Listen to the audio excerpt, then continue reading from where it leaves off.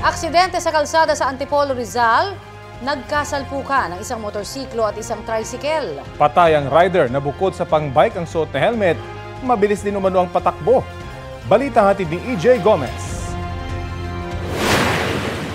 Mayroon na naman tayong nadisgrasya dito.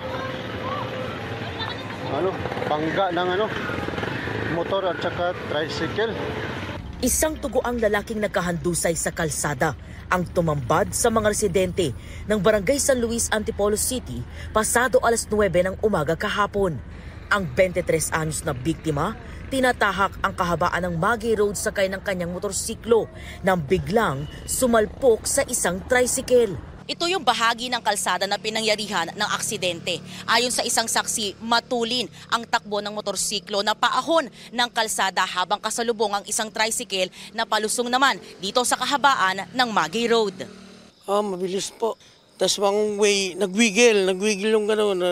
Yung parang sa sasakyan niya, pag gano'n ng motor, imiiwas yung tricycle eh. Tapos, parang naglock yung ng single. Yung kadena, gumanyon. Yun, sumalpok. Ayon sa tricycle driver, Matulin. Tapos nagwigil yung gulong niya dun. Mabagal naman yung takbo ng tricycle. Ang motor daw talaga mabilis. Yun ang pagkasabi ng driver ng tricycle.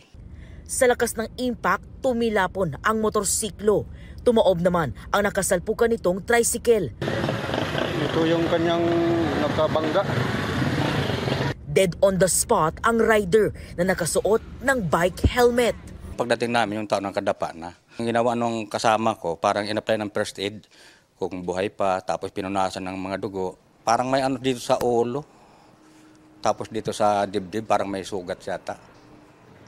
Kaya CPR pa nga namin kaso lang talagang wala na. Sugatan naman ang 50 anyos na tricycle driver, gayon din ang kanyang babaeng pasahero. Ayon sa pulisya, nagkaareglo ang mga sangkot sa aksidente.